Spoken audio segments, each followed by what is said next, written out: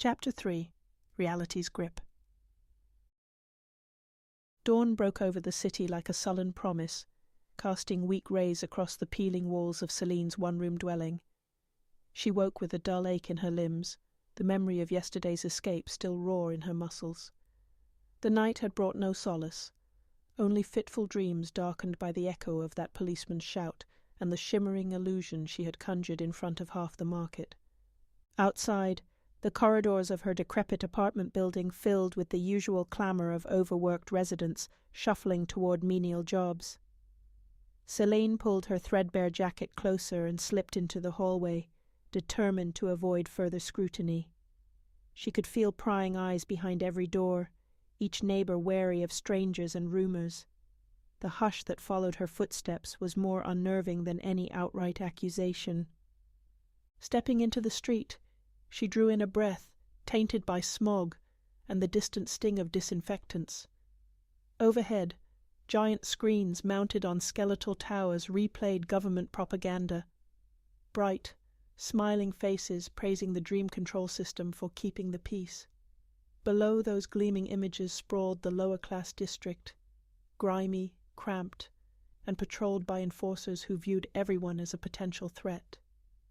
Selene walked head down, arms wrapped around her torso as though she could squeeze out her gnawing anxiety. She couldn't stop revisiting what had happened at the market.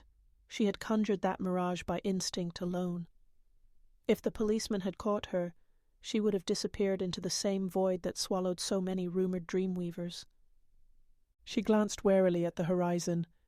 In the distance, towers of glass and steel glimmered under the rising sun, the upper-class enclave where carefully curated dreams lulled wealthy citizens into nightly bliss.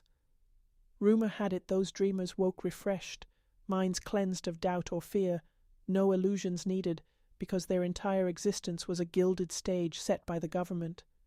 Meanwhile, workers like Selene trudged on in the grey half-light of daily oppression. At the factory gates, a pang of dread clutched her stomach. She had skipped her shift yesterday to evade capture. Today she had no choice but to return. She needed the credits. But as she wove past the security scanners, every beep of the worn-out machinery made her skin crawl. She could practically sense hidden cameras focusing in, hoping to catch a flicker of something suspicious. Inside, the mechanical clang of conveyor belts and the low drone of ventilation pipes swallowed all conversation.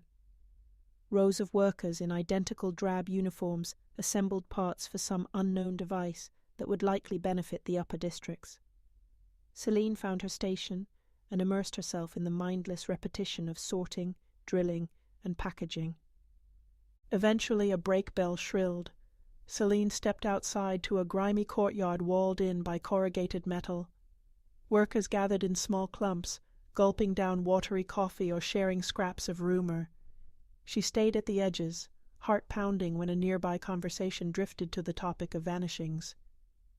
"I heard they found him last night," whispered a gaunt man, voice trembling. "Or didn't find him, more like. Just, his place was torn apart."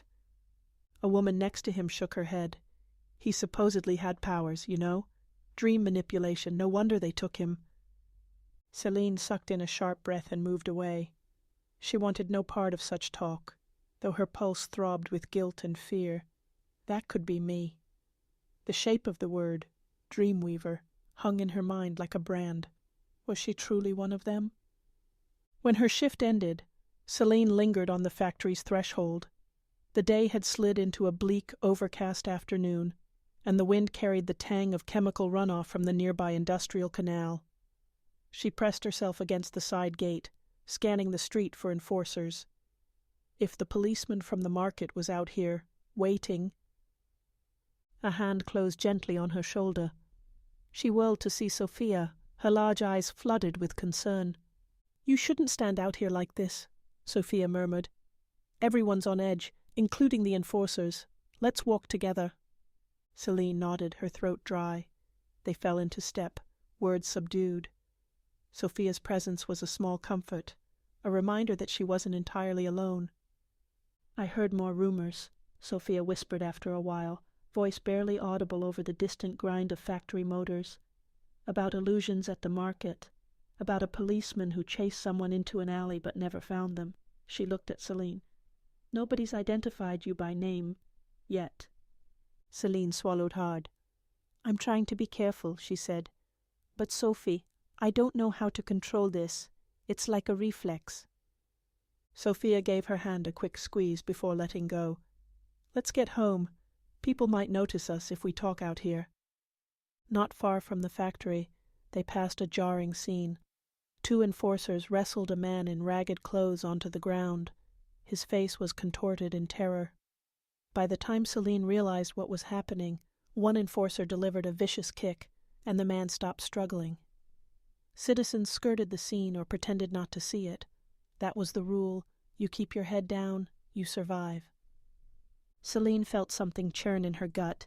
She fisted her hands, imagining illusions that might distract the enforcers or give the man a chance to flee, but her courage faltered. If she tried anything and was caught, she looked away, heart thudding with shame. Sophia tugged her arm. Selene, come on. There was no blame in her friend's eyes, just shared helplessness. Together they hurried past, the man's cries still echoing against the metal walls. They reached Selene's building at dusk, slipping through the side entrance. The flickering light of overhead bulbs made the corridor seem even narrower. As they climbed the steps, Selene's thoughts returned to the policeman in the market, the battered man on the street, and the illusions she could summon but never fully control. Her life in the lower district had always been hard, but now it felt like a noose tightening around her with each passing day. Inside her room, she locked the door. The meager furnishings seemed drabber than ever, bare walls scuffed with footprints from when the building's previous residents had used it as storage. Sophia settled onto a rickety stool, her face drawn with worry. You can't keep skipping work or running, Sophia said softly. They'll notice if you just disappear, and if they connect you to the illusions. Selene paced the cramped space. I know, God, Sophie, I can't turn this off. What if it happens again? Sophia rose, gently taking Selene's trembling hands.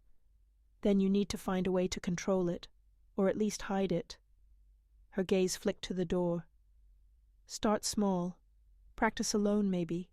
Figure out what triggers it. Selene inhaled sharply, memories flashing of the child's tears and her own sudden empathy that had shaped that mirage. Intense emotion, perhaps. The thought made her uneasy. Fear and compassion were constants in this dystopia. How could she ensure her illusions wouldn't flare again? Still, she could see the kernel of a plan. If she understood her powers, maybe she could avoid giving herself away. Or, her pulse quickened, maybe she could even help those around her in secret, without being discovered. A feeble sense of resolve settled over her fear. She pressed her lips into a thin line. All right, she said, voice steadier than she felt. I'll try. Sophia searched her eyes. I'll help however I can, but please be careful. She glanced at the window, at the bleak cityscape beyond. This place, they don't tolerate anything they can't control. Selene nodded. How deeply she understood that now. The sky outside was a smear of orange and ash grey, the day's last glow sinking behind rooftops. Another day in the lower district, another day overshadowed by the government's iron grip, the policeman's baton, the looming threat of vanishings. In that moment, Selene knew her life had split irreversibly from the monotony she once endured. Her illusions, the faint glow in her hand, the possibility that she might be a Dreamweaver, these things made her dangerous to the system. And in a city where reality was shaped by fear, any glimmer of defiance threatened to shatter the fragile facade of control. Standing in the dying light, she clenched her fists.